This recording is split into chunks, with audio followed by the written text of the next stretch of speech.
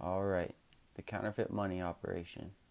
So, first things first, I got to give a shout out to anybody who's on my page, whether you're returning or it's your first time. I appreciate it. And if you could please subscribe, I would appreciate that as well. So, now that that's out of the way, I'm going to get straight into it. So, this took place in the summer between, I was probably 15, 16 years old. So, at this time, you know, I had already been kicked out of a couple schools, and, you know, my group of friends, we were always up to something. Always up to something. I convinced a couple liquor stores that I was 18 when I was like 15. That's a whole video on its own. But for the most part, we were just always trying to come up. Whether that be, and we weren't trying to like jack people, but we were just trying to find a way that, like, you know, if X, Y, and Z all wanted something, like, we would find a way to get them what they wanted and then get something for ourselves in the meantime. So that was all that really was. So one day, we, I don't know, like, where the idea came from, but we decided that we were going to try and make some counterfeit money.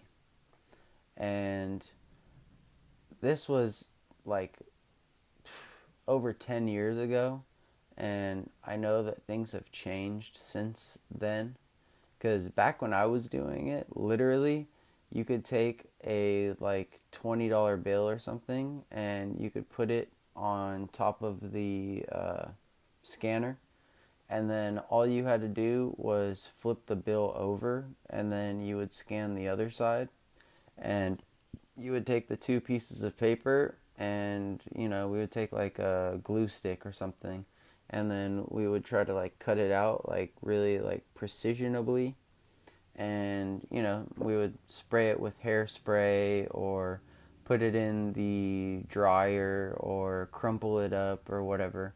So we started doing that, and we were doing that, and we were making like ones, fives, tens, 20s, because everybody, like, I had used big bills like just in my regular like travels of life, and they always tend to have that marker for like hundreds and like 50s and stuff like that, but nobody's checking like a fake 10 or a fake 5 or whatever.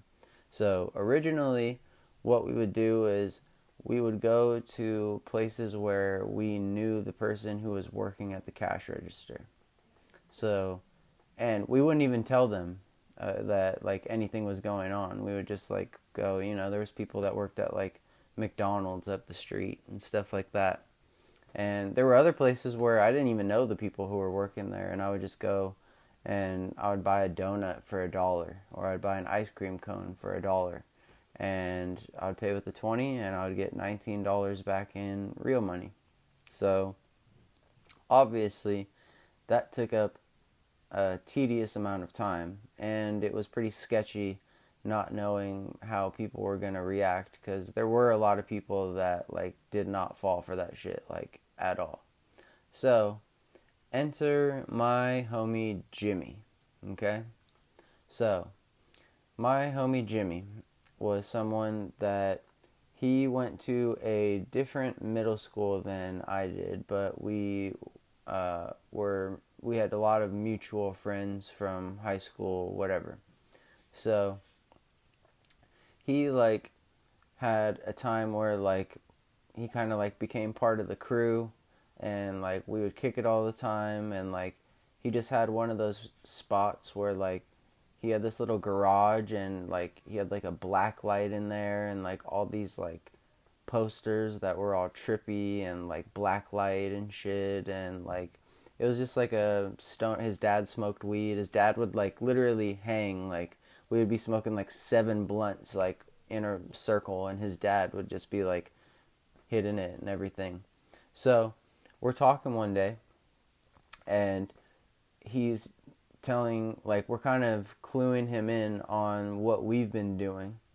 and like he explains to us like, yo, like I have these two jobs, and like for both of my jobs, he's like, all I do is give change. Like that's like literally all I do is give people change. Like I work the cash register, and like my eyes like lit up. Like what? So what we would do is we would go to my house, and we would just print out like hundreds of dollars worth in 20s. Like I don't know, maybe like $500 worth in 20s.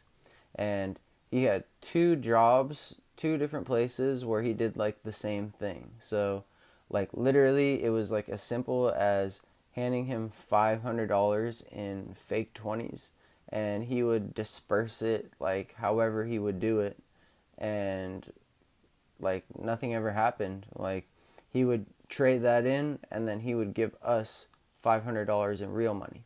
So we would buy like the most expensive weed, like the most expensive like hash, like we were just like buying like stupid expensive shit.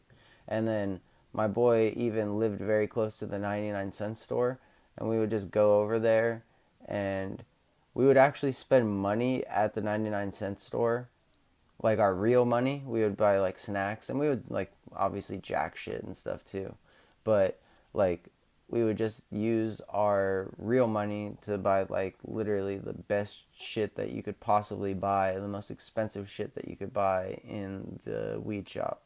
So we did that for a really long time. Like we did that for like months and months and months and months and months, probably over a year. And nobody ever said anything. Like I was waiting, like I was really waiting for the day to come where they were gonna like call my homie Jimmy in and talk to him about this and that, because like these dollar bills were not like good. Honestly, like there, if you really just like held it up to like a real one, you could probably see like the lines like weren't even cut like straight and stuff. Like it was not like a great effort on our part, but it got the job done.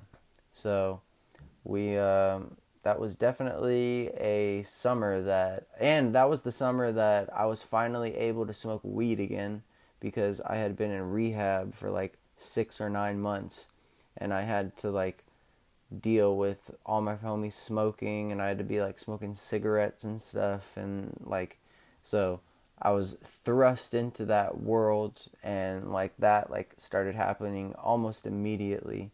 So it was like going from 0 to 100, literally, like just like I still can't believe that we didn't get caught, and I'm very grateful that we didn't get caught. So eventually they did say something to my homie Jimmy, and they didn't accuse him or anything, but they just said like, hey, like this is weird. Like they kind of like, I guess some like circumvented back into the system, and someone tried using one time, and like that kind of like stopped everything that was going on. But we had a really good run. Like I can't even count how many thousands of dollars we were able to exchange and use and everything like that. So that was definitely a summer that I don't think I could forget if I tried. So anyways, I just thought I would give you guys a little insight to a little story back in the day. So yeah, hope you guys enjoy it, and I will see you later. Peace.